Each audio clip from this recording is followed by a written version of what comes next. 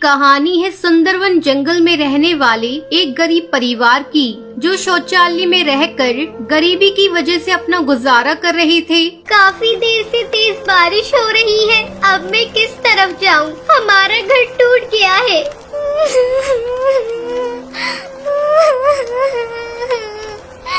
जा बेटी, अपनी बहन पिंकी को ले आ। फिर टुनटुनी पिंकी को ले आती है और तीनों पास के जंगल में छोटे से घर में चली जाती हैं।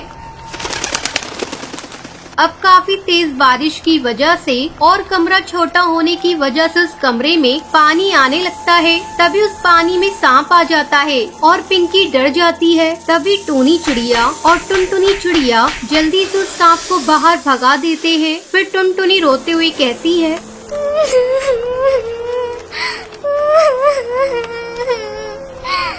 माँ, हमें कब तक ऐसे रहना पड़ेगा? पूरी दुनिया में ऐसा कोई नहीं होगा जो शौचालय को ही घर समझकर रहते हैं। माँ, हम इतने गरीब क्यों है माँ? टूनी चिड़िया के पास इसका कोई जवाब नहीं था।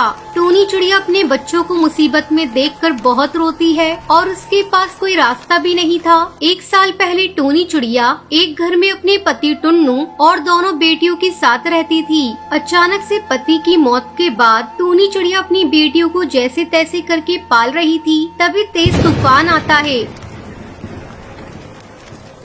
और उसमें उनका घोंसला टूट जाता है। टूनी चिड़िया साहूकार के दफ्तर जाती है।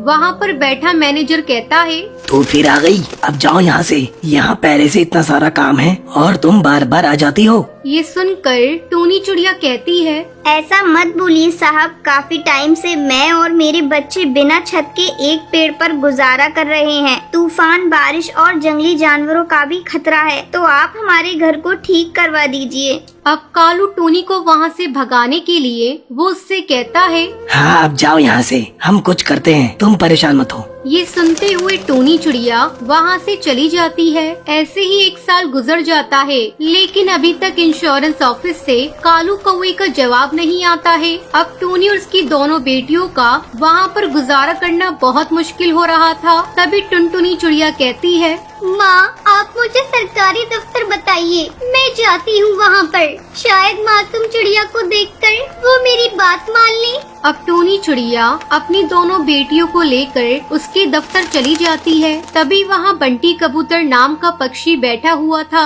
टुनटुनी चिड़िया उससे कहती है, भाई साहब, हमारा घर पिछले साल तेज बारिश में टूट गया था और अब हम एक छोटे से शौचालय को घर बनाकर रह रहे हैं, तो आप कुछ करिए, हम गरीब की कोई नहीं सुन रहा है।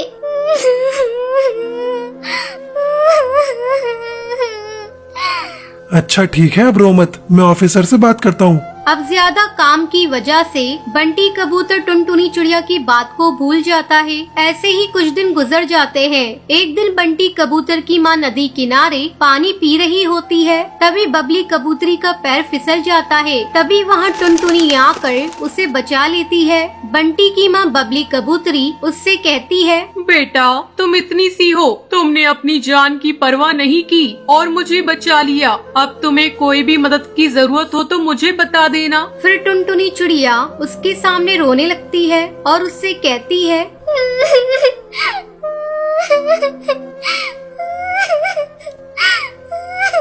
आंटी जी, हमारा घर नहीं है, वो टूट गया है। सरकारी दफ्तर वाले सुनते नहीं है। हम छोटे से शौचालय में रहकर अपना गुजारा कर रहे हैं और उसे ही अपना घर बना लिया है।